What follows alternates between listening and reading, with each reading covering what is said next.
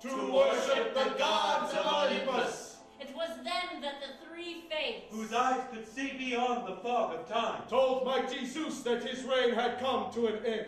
Forced to leave Olympus, Zeus, filled with the fire of anger, destroyed the palace with a mighty thunderbolt. The fallen gods, once powerful, spiteful, and full of the passion of vengeance, sought a more peaceful life among the humble country people.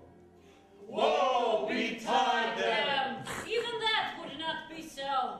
Missionaries of a new religion chased them out with the sign of a cross and turned their temples, once filled with the glory of their grace, into churches, which they divided among their mortal saints.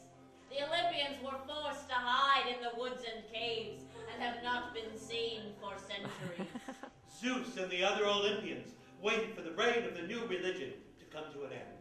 They desperately hoped that one day they would return to Olympus and reclaim their place in the hearts and minds of the people. Yet things are what they are and will be what they will be, in spite of the will of the mighty and noble gods.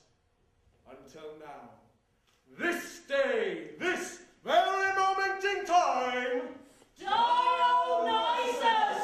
The god of mystery, whose very being defies explanation. Who elicited wild ecstasy from his followers, has had the desire to be worshipped again, reborn within his immortal heart. Dionysus, creator of wine and god of fertility, has sickened of the path that mortal man has taken and is ready to return to glory. Dionysus! Enough already! We speak what must be spoken. You speak what must be boring. If I let you go on like this, you'll tell the whole story before I make my first entrance. Mighty are we that can see the future, and whose How tongues... annoyed are you who don't get off the damn stage? O mighty Zeus, whose power and wisdom know no bounds, hear my plea once more. It is time for our return. The world needs gods, and we, humbled by centuries of exile, need to feel the glory of Olympus. Immortality has become a curse. Our days are filled with nothing, and there is no hope for change. It really sucks.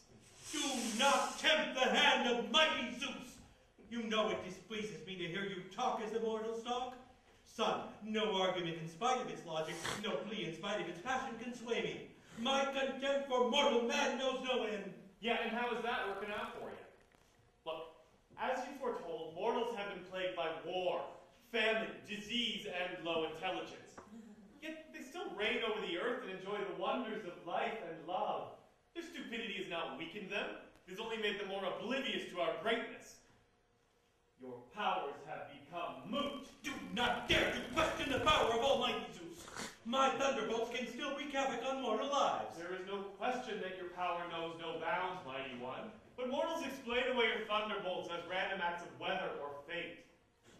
Why do you not allow me to convert them back to the worship of Olympus? Because they do not want the presence of mighty gods in their lives.